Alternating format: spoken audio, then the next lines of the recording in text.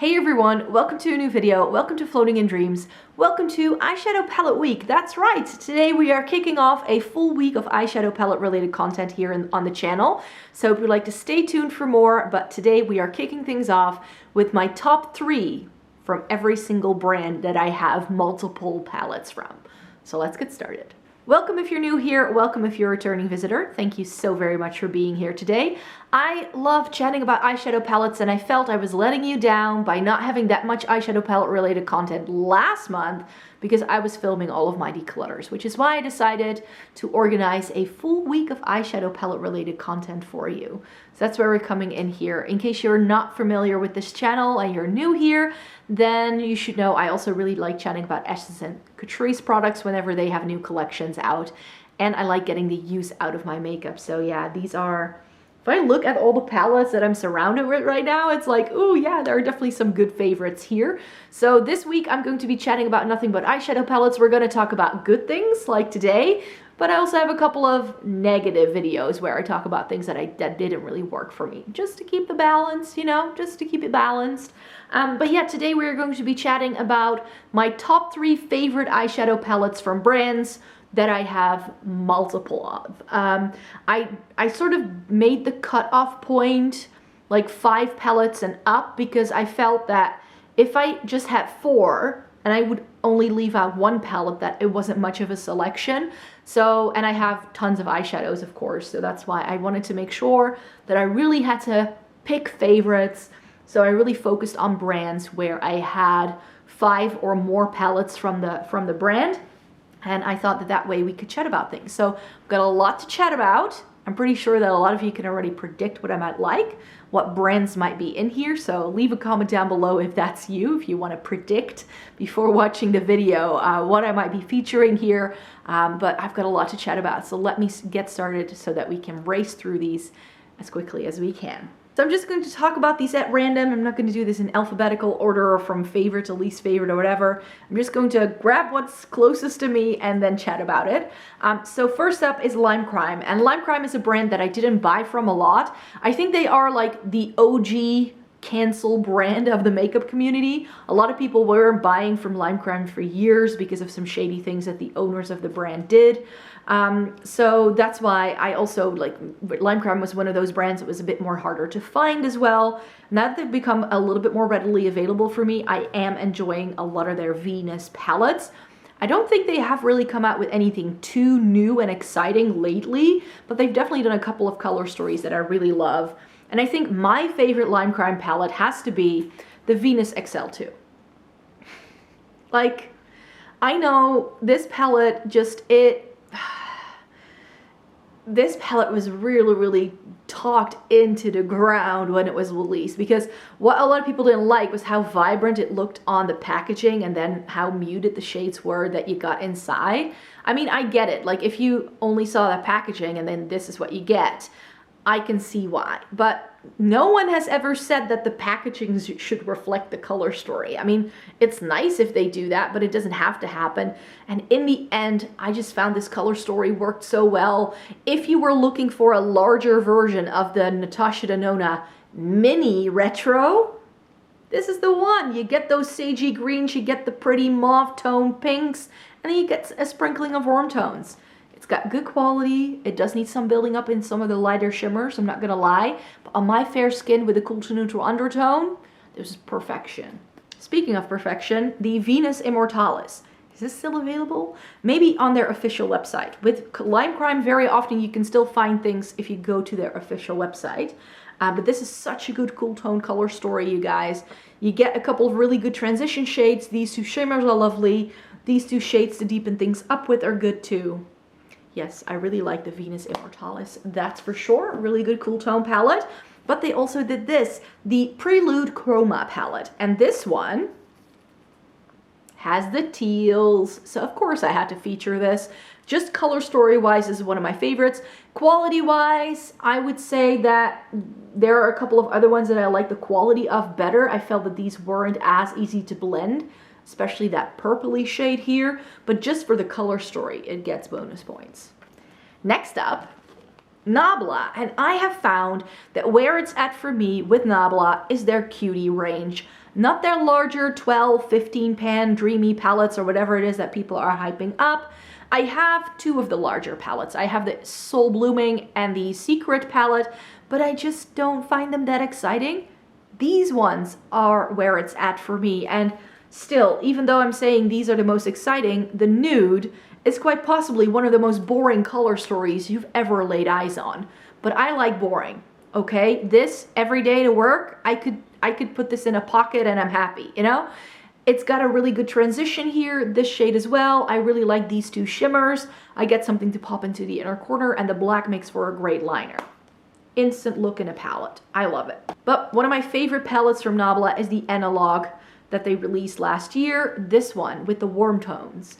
I don't love a lot of warm tone color stories. It's just not really something that goes very well with my coloring, but this one was perfection. There's just something about the undertones in this palette, my blonde hair, my brown eyes, my pale complexion, that this just really ties everything together, and it works really well for that like 70s smoky look. And I think one of the most unique color stories that Nabla has ever done is the Coral. I didn't think I was going to like it. But Angelica Newquist was raving about it, so I was like, maybe I should bite the bullet and try it. These two shimmers, stunning. This corally pink juxtaposed with the red, lovely. Get a really nice dark, matte dark brown. That is just perfection for darkening things up, deepening up a look, creating more dimension.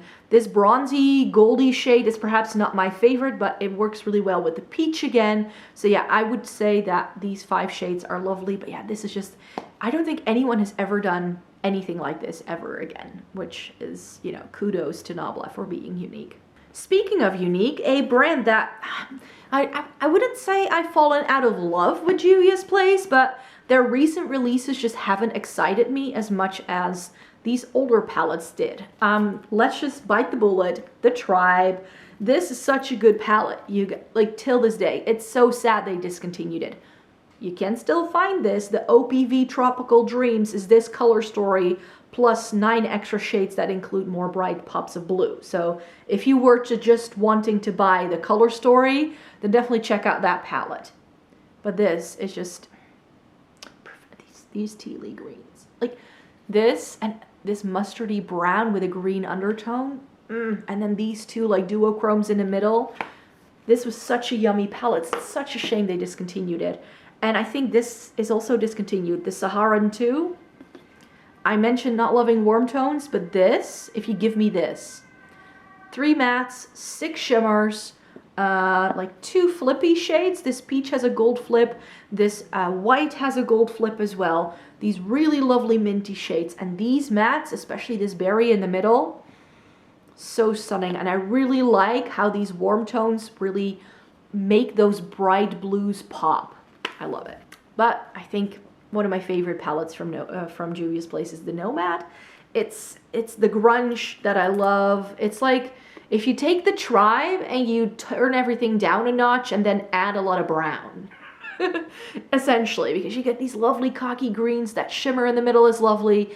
I could have perhaps done without one of the 2 yellows, I'm sure. But this mustardy brown has the yellow undertone, whereas the one in the Tribe has the green undertone. It just really nicely ties everything together. We get the dark brown to deepen things up. You get a bit of warmth here. It's such a great fall tone color story, you guys. I love this one. If you can still get it, this is definitely one. Like, I know the other 2 are difficult to find, but this one, if you can still get it. Another OG brand for me that I have a lot of palettes by, that for some reason they have been discontinuing their entire line, and now they do completely different palettes. So none of these Zoeva palettes are still on the market, but we have to mention them because I love Zoeva quality, especially in these older palettes. On taupe, I mean, I know it looks bland, I know it looks boring, but this is one of my OG cool tone palettes, and these 2 shimmers, they don't look like much in the pan, but they are duochromes, and like when Zoeva still did these palettes, their palettes look very boring at face value. But then if you dig a little deeper and you go beyond the surface level, a lot of those old school palettes had duochromes in. Case in point, the IC. I believe this was limited edition. It was only out for a hot minute. But most of these, like this entire jewel tone section, and then also these like lighter shades, duochromes.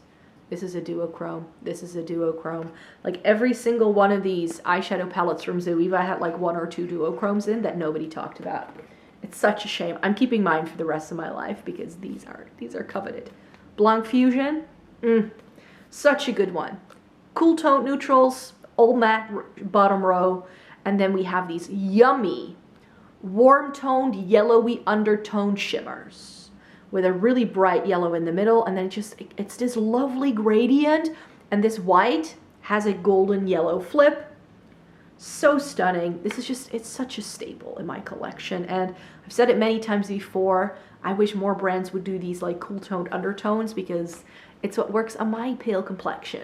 But a brand that doesn't like playing it safe and that I really appreciate for them not always playing it safe. Melt Cosmetics. These would be my 3 favorite Melt palettes, I'm sure. I know that the Mary Jane wasn't to everyone's taste because the shimmers are incredibly flaky. You just need to use your fingers and then you're fine. The shimmers at the end are not going to go on to full opacity, but they work as great transformer shades, and where the palettes would otherwise have been too dark, those are the shades that make this palette work for me. So the Melt Mary Jane, I really love because it's just a really good cool tone color story, and what we don't see a lot is green tone taupes like we see on the end here. Those 3 all have a green undertone, and I love them for it. Muerte, sadly discontinued. This palette has some of my favorite reds, some of my favorite navy blues, and then you get these bright tealy turquoise shades. This is such a stunning palette, such a unique color story. I can't rave about this enough. I really hope they bring this back. They are now doing a second version of the Gemini, so I have hopes that around fall time we're gonna get a Muerte too. Can a girl wish? Melt Cheese and Parties?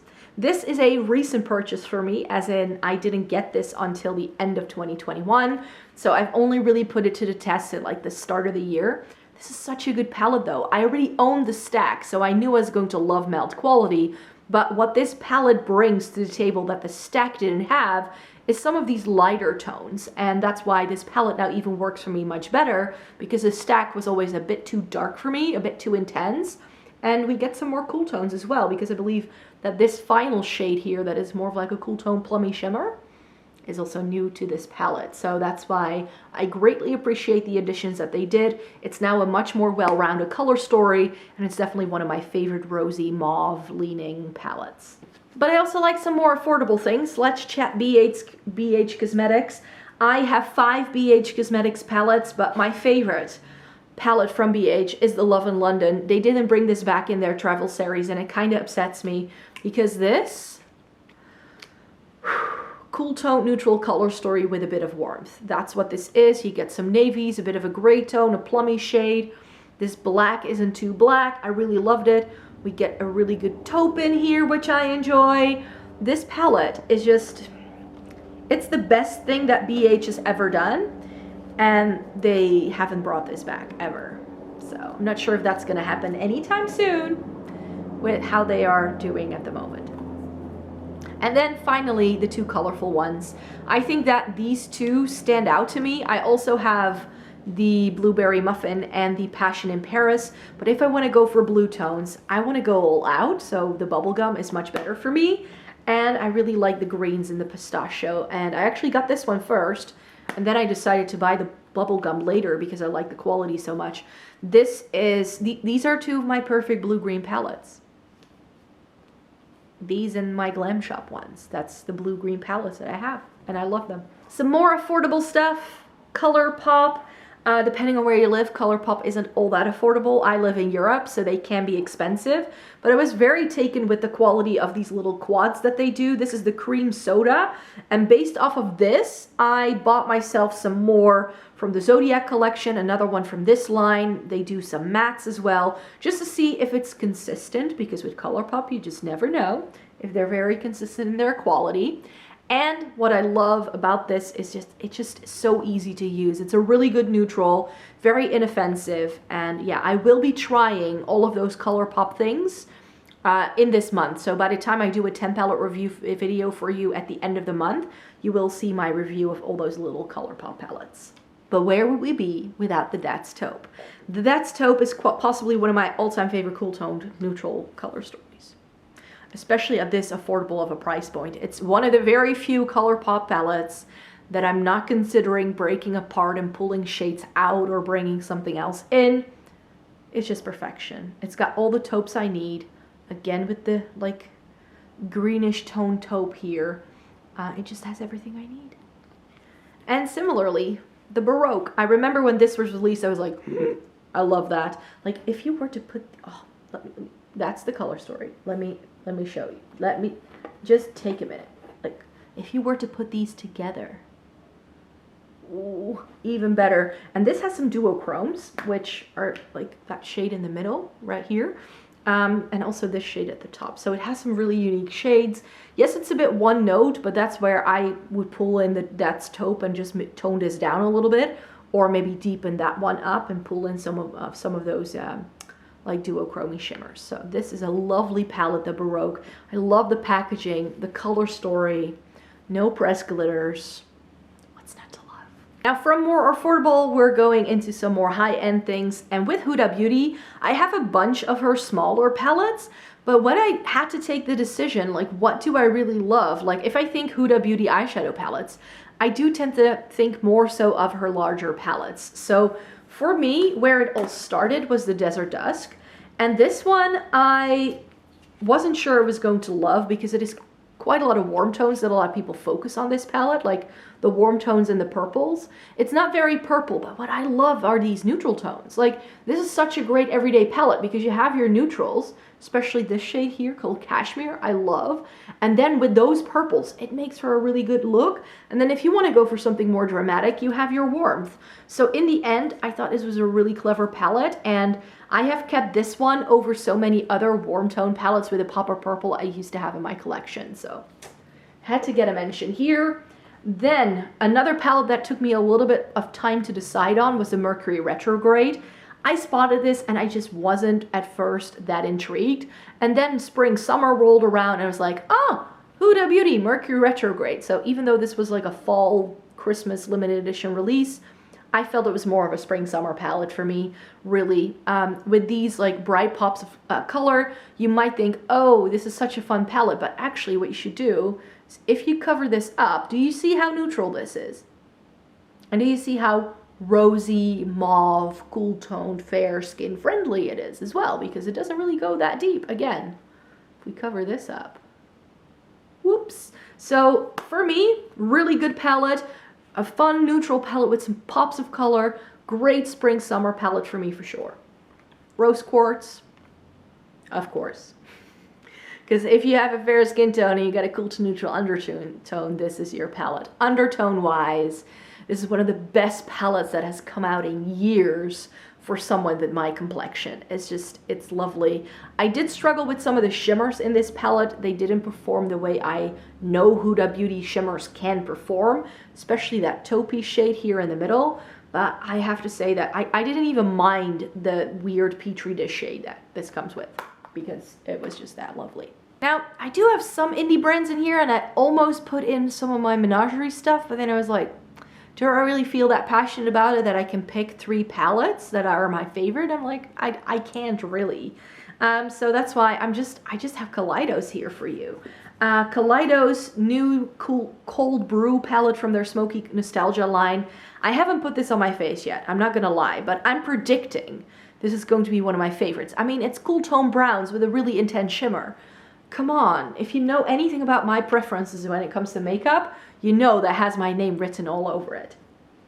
One of my favorites from Kaleidos, I'm not sure if you can still buy this, but it's the Electro Turquoise Futurism 5. This was my reason for purchasing the entire Futurism line. And this is the teal one with the very vibrant orange and the really dark brown. You get some really interesting shimmers in here. And I really liked how the orange mixed with the brown just made for like a good, like really, really good crease shade as well. And then finally the Club Nebula with Angelica Nukvist. This was such a stunning palette. I saw this and I was like, yep, that's something I need to get my hands on because it's got those like cool tones in the middle. I'm not too big of a fan of the peachy tones with the reds, but I could ignore those. And then that row of like the teals with the greens, I mean, those are my shades. Some luxury things. We need to talk about Miss Natascha Denona. If I have like 2 of the big ones, 2 of the middies, and 2 of her mini palettes. And for me, really, like the gold was the one that made me realize, like, oh, Natascha, is that what we're up against?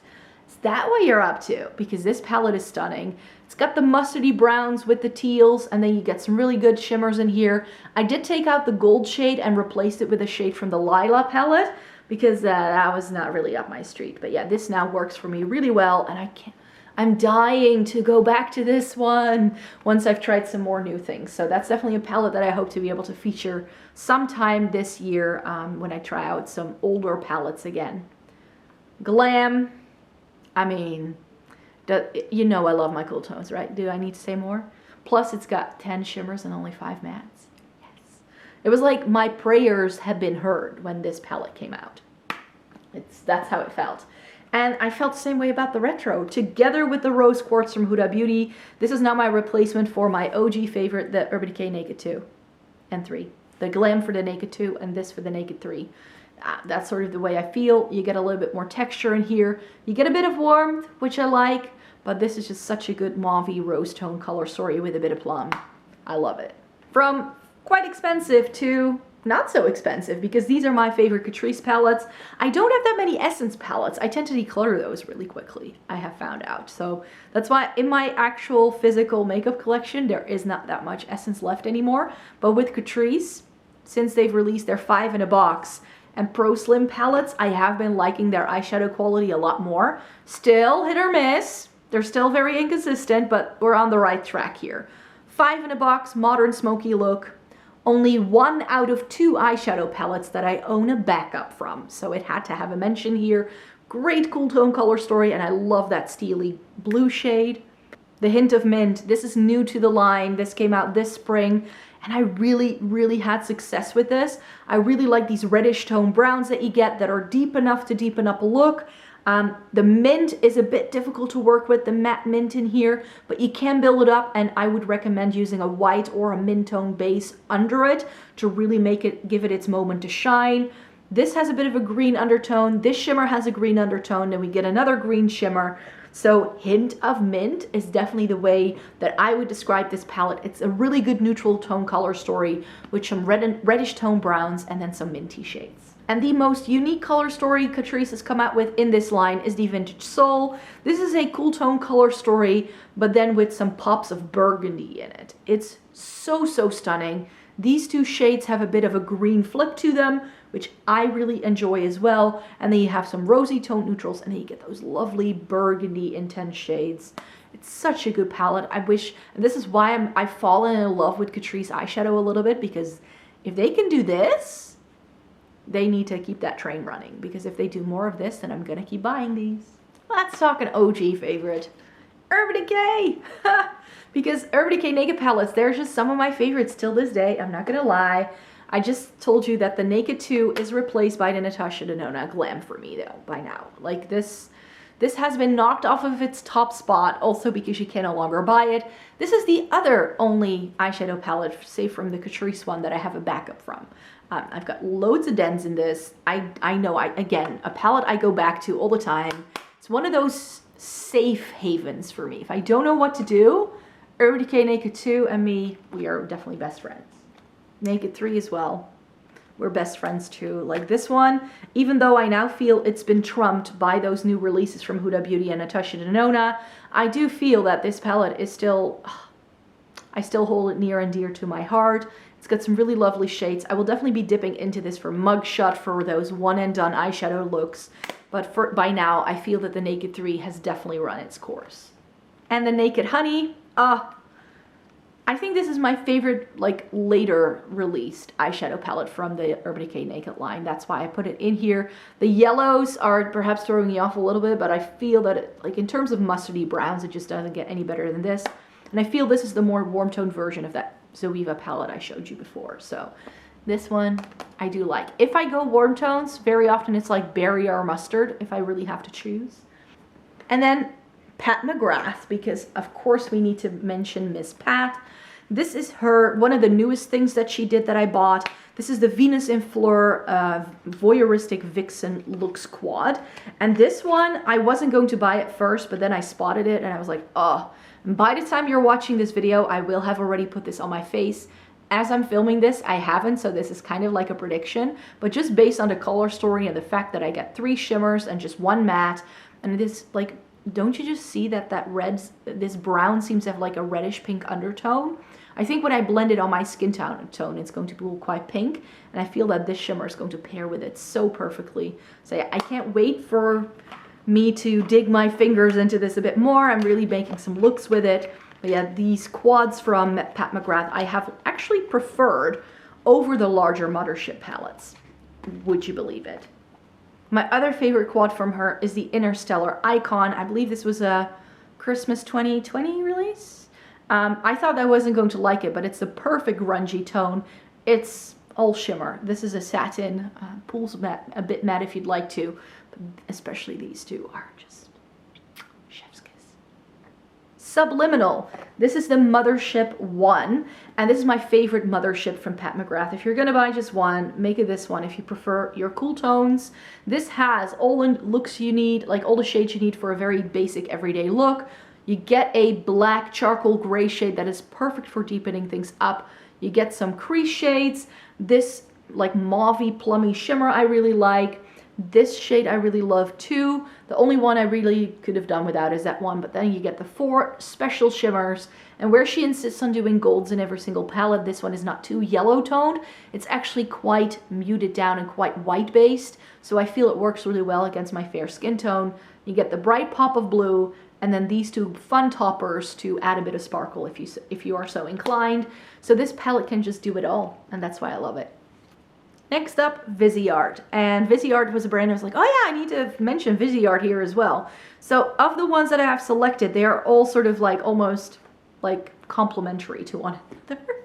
My favorite Viseart palette that I've tried is the Violette Étendue. Doesn't get any more perfect than this with the purples, and then these neutrals all have a purple undertone, which I love. This shimmer over on this side I love, and I love how this has enough purple to make a vibrant purple look, but you can also mute it down with the neutrals or just go for a neutral look. So the Violette Étendue I love, but then I kind of bought this, the Petit Four Lilas, to complement that if I want to make it more neutral, because this is taupes. We all know I love a good taupe. So this is very nicely curated, and it goes really, really well with the shades in the Violette Étendue. But if you want to make that more mauve toned, then the Petite Pro Midsummer, I'm not sure if they still do it, wasn't this limited edition?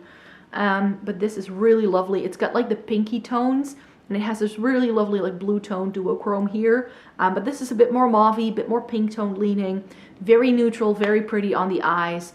I really like this one too. And finally, ABH. Oh, these are the velvet packaging got stuck. But yeah, ABH is the last palette or the last brand I want to chat to you about.